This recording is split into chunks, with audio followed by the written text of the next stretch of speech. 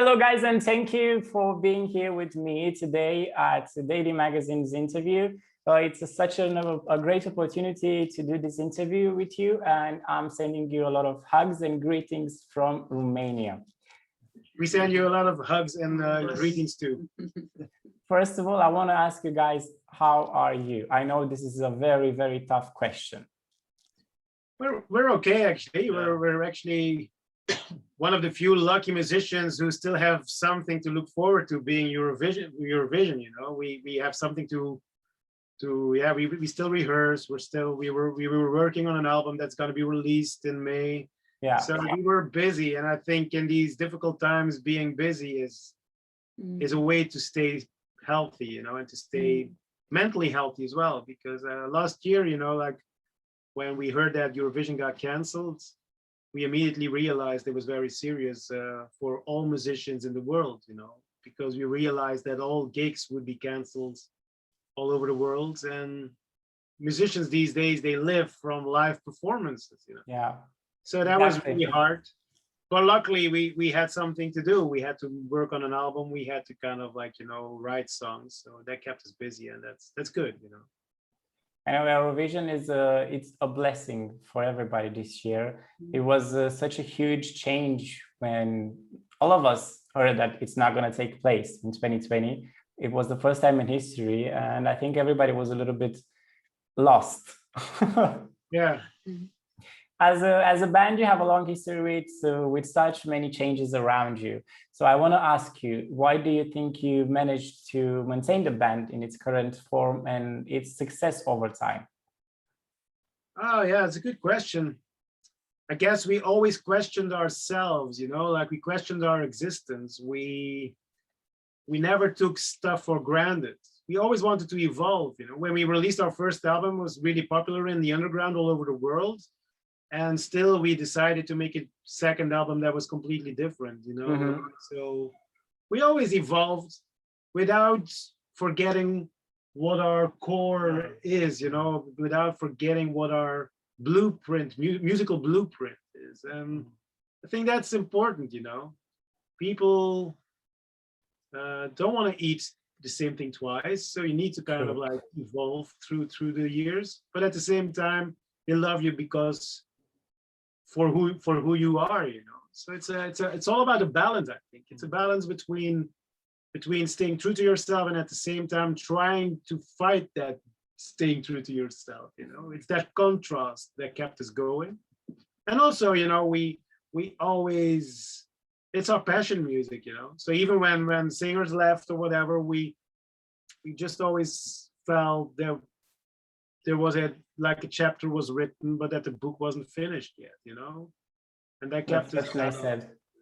So and also, you know, when we were looking for a voice, a new voice or a new singer, we never looked for a professional singer. We never looked for like a very kind of technical qualified singer. No, we were looking for that special kind of vocal that was perfect in its imperfection, you know.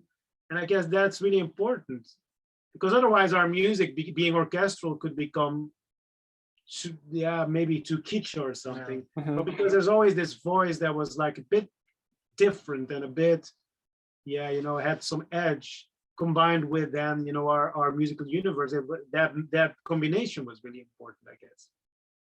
Do you consider participating to Eurovision 2021, of course 2020 as well, as a new way to relaunch yourself as a band and music, or is just another milestone in your career? It's just, no, we do this for fun. This is just fun for us. We really like the festival already for years. And so when the Belgian national television asked us a couple of years ago, we refused because our schedule most of the time didn't allow us to do it. Well, in 2020 we could do it, and we had a good song, and we said like, yeah, why not? Let's have some fun. But it's definitely not the idea to relaunch our career, because we're still touring the world, you know, like with or without a festival, it doesn't matter, you know. We have our fan base, and we are a good live band, so we have, you know, like already a good base. Of course, it's never hurts if, you know, you broaden your perspective, you know. Sure. But in the first we really do it because we like the festival. And a lot of fans don't understand that. They say like, huh? Do you really like the festival? I said like, oh yeah, I love it since I was a kid. I watch it every year. I like the contrast of the festival as well.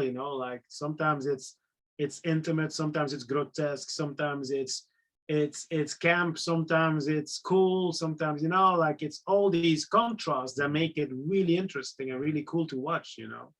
And so yeah, so we just thought like, let's go to Eurovision as Hooverphonic. And that was one thing that was really important to kind of like, we said to the Belgian broadcasting company, we said like, hey, we want to go, but we just want to go as who we are. We're gonna promote another Hooverphonic single, and another album. Only this time we're gonna promote it at Eurovision. It's gonna, and that's kind of like the only way we wanted to do it. We didn't want to do something. We didn't want to change who we are because of Eurovision. That's very important that you had this, let's say, ability to keep yourself as who you are, and you didn't need to change your sound, your character as a band, which is really good. And that's also, some journalists ask us, don't you think it's bad for your career because you're a credible band and now you're at Eurovision? And we say like, as long as you stick to your belief, and you do whatever you're good at, it doesn't matter where you play. It's like good music is good music, and and if it's good music, people like it, and if they hear it at Eurovision or on the radio, it doesn't matter as long as they hear it. It's true. You were saying earlier about the new album. I know you're planning to release it on the 7th of May, and it's titled Hidden Stories. What can you tell us about it? Well, it's a funny story, actually. We have this violin player in the band, and he came to a rehearsal one day, and he said like, did you ever hear about the Mandela Effect? I said like, no, I never heard of the Mandela. Don't you know it? I said, no. What is the Mandela Effect? Well, it's this kind of thing where a lot of people think, that history is like, a certain way, but if you look back at history, it actually didn't happen that way. And it's called the Mandela Effect because everybody thought that Mandela was dead, but he wasn't. He was at Rob Island, So it's kind of this kind of idea. For instance, in pop music, is it the Pretenders or Pretenders? Everybody says like, oh, it's the Pretenders. No, it's not. It's Pretenders.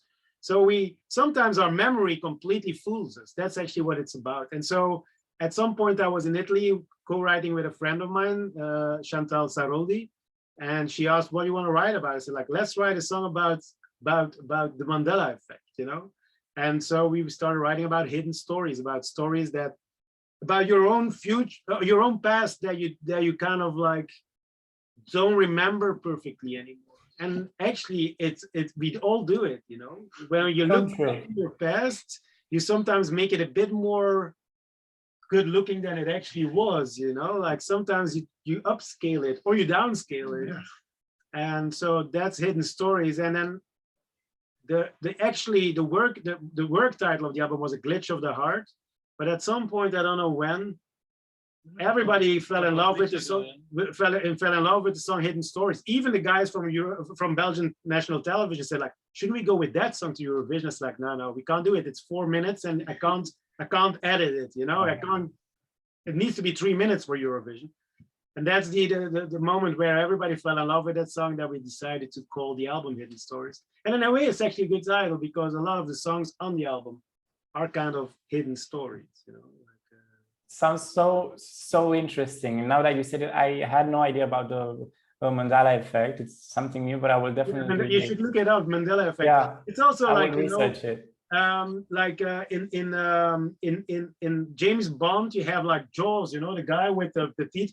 And does he have like, this apparatus in his mouth? It's like, like some kind of thing or not. And braces, does he have braces or not? Like, and everybody says, oh, he has braces. And you look at it, he didn't, like, so it's really strange. Like it's like, you think there is braces. There isn't really. Yeah. It's like, and it's, I think it's funny, you know, but there's a lot of people who really believe in it. They see it as some kind of conspiracy of some kind of like collider in Switzerland that actually changed the past. Why? And then it's really crazy, man. It's like it's like a conspiracy theory. And then at that point, I said to the violin player, "Hey, man, stop." It's like no, it's like I like the fun idea behind it, but I don't want to believe that some kind of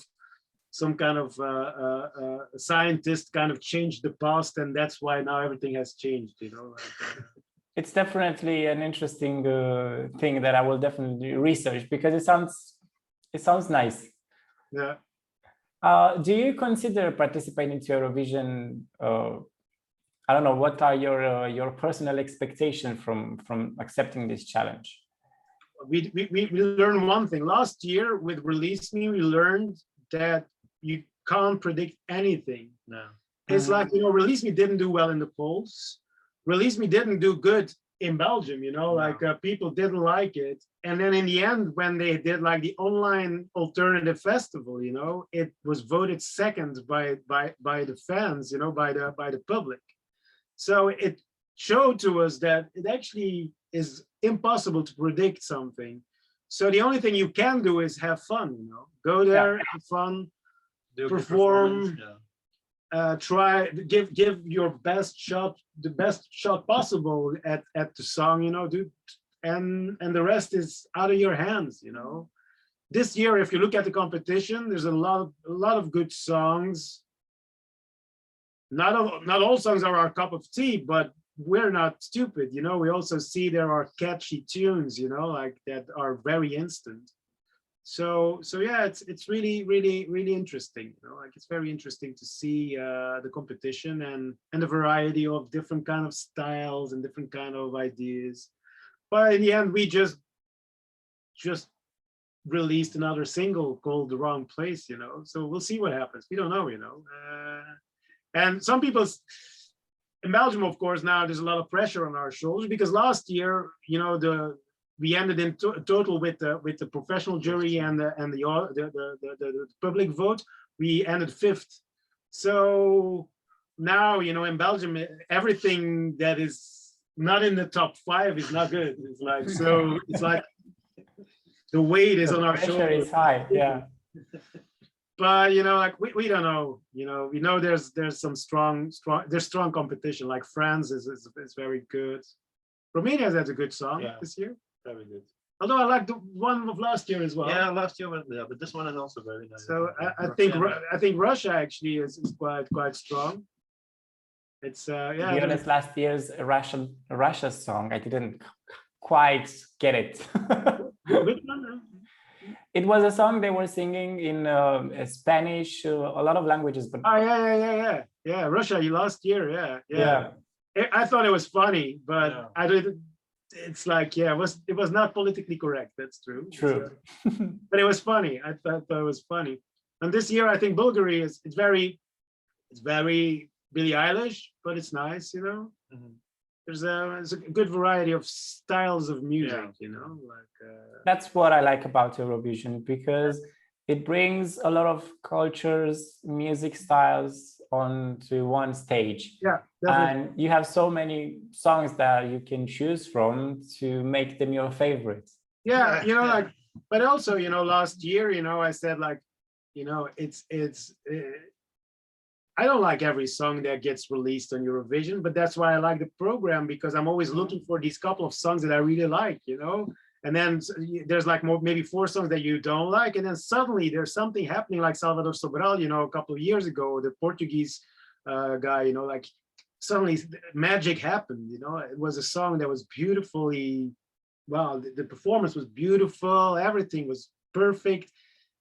It was not a song that you would expect on the radio, but it was really perfect, you know, and that's those magic moments. That's why I watched the program, to be surprised at some point, you know. At some point, I want to be surprised by something.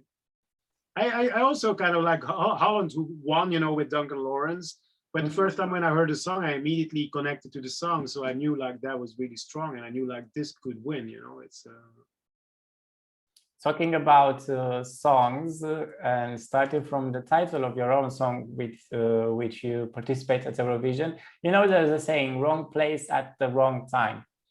So I'd like to know, how did you manage to get out of the wrong place situation in your own personal lives? In our own personal lives, how we did quite a few times, I guess. Yes. Raymond, why don't you start? To be honest, I have this really strong kind of image. I still remember, you know, like when I was really young, I was 16 or 17. I was working in a factory during summer to kind of earn some money to buy my first guitar, you know. And I was working, I had a crush on a girl, and she asked me out, you know, and I kind of lied to my parents, said that I had to go to a friend or something, and she took me to a party, and that was a really strange party, you know. And at some point they started playing For Those About to Rock, AC/DC, really loud. And it was the first time I heard that song, and I immediately thought like, oh, this is cool. And right after that, you know, to give you an idea how eclectic the party was, they played Space Oddity of David Bowie. Oh, wow. And I got really like shivers, you know. I thought like, this is beautiful. I never heard Space Oddity. I was 16, you know. I was like, wow. That was like, for me, it was like, you know, the mellotrons and everything was beautiful. And right after that, a guy OD'd. He started vomiting blood, and I was like, what the fuck is happening? And I was like, where am I? And, you know, everybody was on something, but I wasn't, because I don't do drugs. And I was like, you know, I had like a couple of beers, that was it. So I had to run, and I flee away, and I was hitchhiking at 16, wow. at 5 in the morning, home, with Sonic Youth, Goo, that album, as a soundtrack in my head, you know, like I was like singing Goo, my friend Goo has a real tattoo. That was the wrong place, you know, and that's how I got away from it, by singing Goo by Sonic Youth and hitchhiking home. Here you go. That's these kind of wrong places. Oh my God. Ooh, no. I think I should have asked you wrong place, perfect song. Wrong place, perfect song. Yeah, that's actually, you know, like, and every time I hear Space Oddity, I get catapulted back to that like very dark, dirty room, you know, with all these kids taking drugs. It's like, yeah. Another song that does that every time. Personal Jesus, Depeche Mode. Raymond, where are we? New York? No, in a club. No, in a club in Yekaterinburg. Yeah, sorry. Yeah. And you know, like they started playing it really loud at 12 o'clock at night, Personal Jesus, and all the girls started falling from their bar stools, you know, but really like dropping, like, and we were like, wow, what's happening?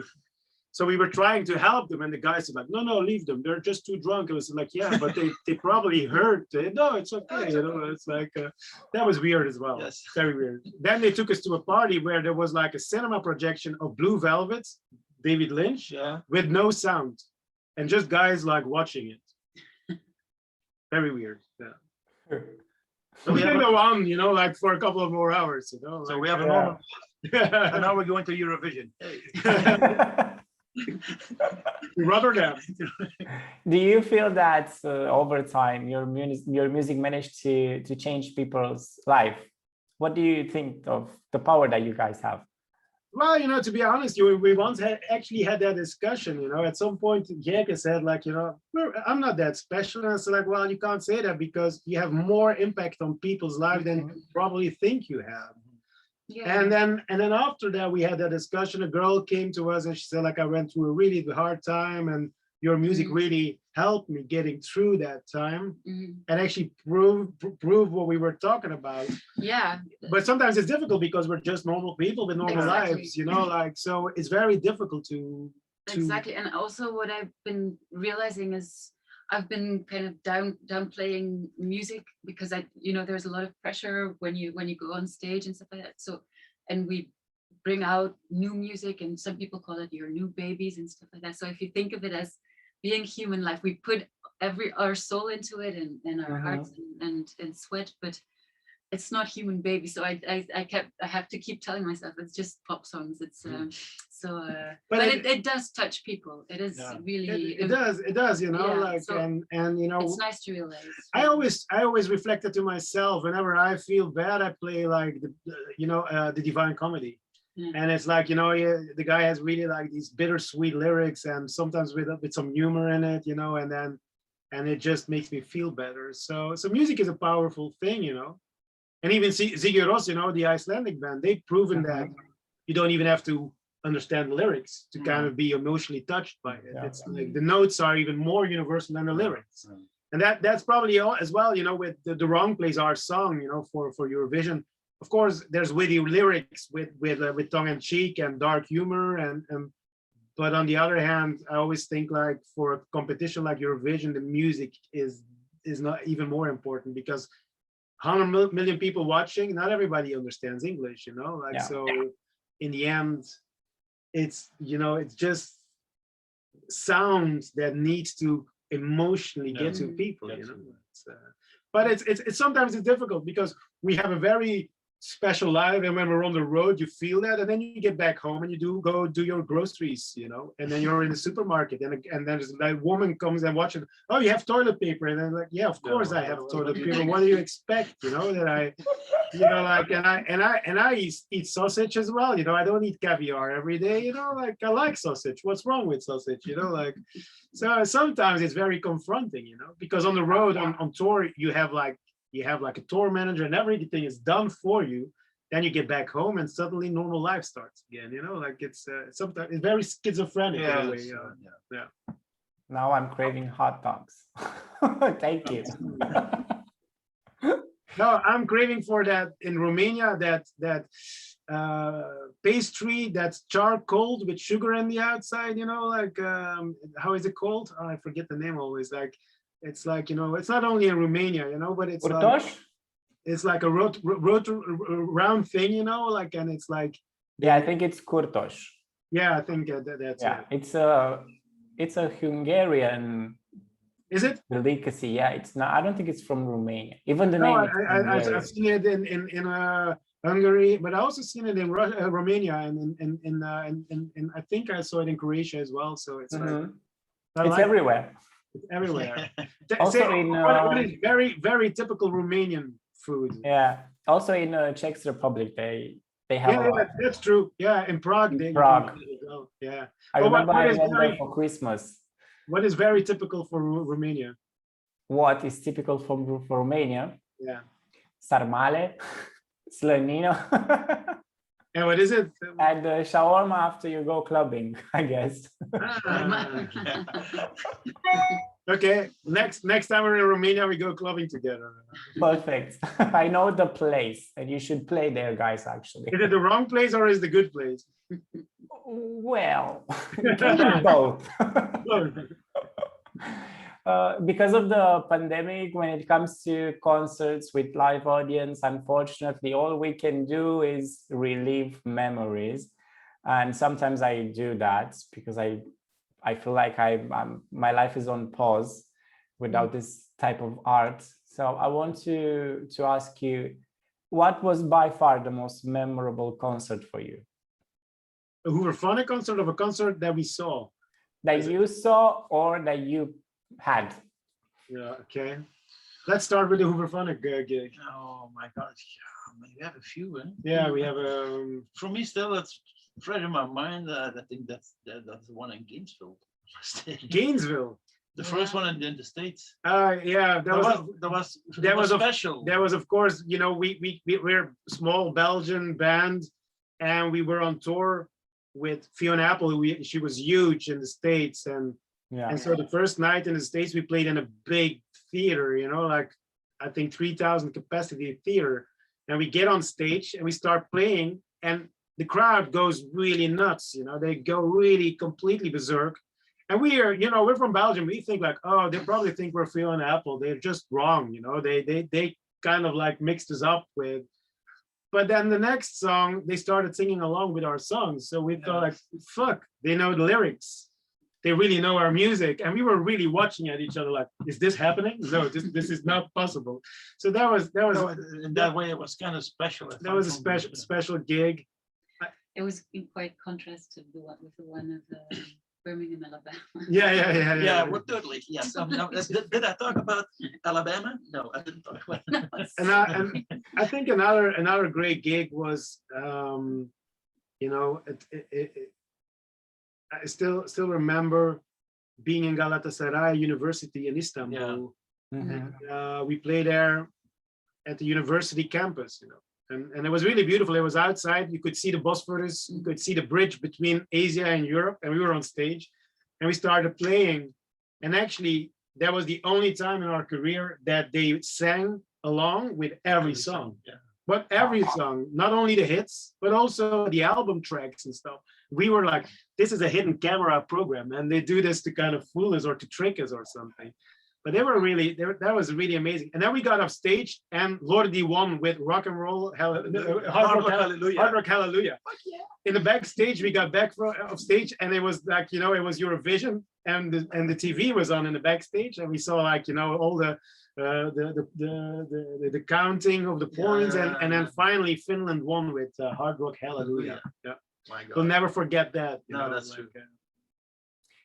Since we're all talking about concerts, I want to ask you, what can we expect from your next concert in Romania, in Cluj, at Forum Days? Well, definitely the Geike will be there. That's already Yes. starts. That's you know, like so that's great. It's weird, you know, we're back together, and we didn't have a live concert yet, you know. It's really like we're waiting for the first time to be on stage with a live audience, you know. So and then definitely we'll play a good mix of new songs, and of course all the classics and the evergreens. And we wanted actually to be on the road. The plan was to do it with local string orchestras, but I'm not sure if COVID will allow us to, you know. So that's still a question mark. Hopefully we could do a gig with a Romanian string orchestra, you know. It would be nice, kind of, because strings in the end are Hooverphonic is strings, and strings are Hooverphonic. It's like, you know, something that is always there, you know. Also on the new album, there's a lot of strings, not in the wrong place though, but you know, they would be in the wrong place if we put strings in the wrong place. So Yeah. it's like, Yeah. but so that's not sure yet, but definitely we'll come to Romania again and play all the classics and a lot of stuff from the new album. That's perfect. I can't wait to see you. I hope I'll be in Cluj-Napoca at that time. I think I will be, because I'll be back to Romania soon. Right now I'm in Vienna since June, but I'm hoping to get back home soon. You're in Vienna. Thank you so much, guys, for being It's a nice club. with Is me. it still there? Is Scene Wien still open? Well, not now, but is it still existing? You know that club? It's a small club, Scene Wien. No, I It's a don't. really nice club, actually. It's I don't good know it. music. Good music. Yeah, and a nice garden outside, you Yeah. know, where you can drink beers and stuff. Yeah.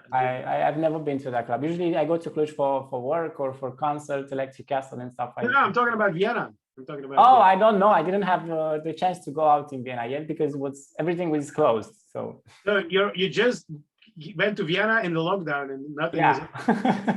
yeah. Okay. That's very kind of like almost surreal, no?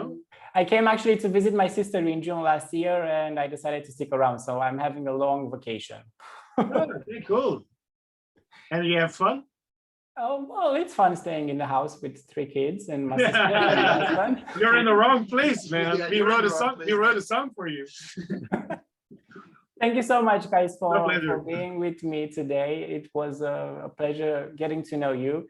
And I'm waiting for the album to come out because I'm so curious to hear all the songs and understand it better. And good luck for Eurovision, and hopefully you'll be in top 1. Thank you very much. Thank you.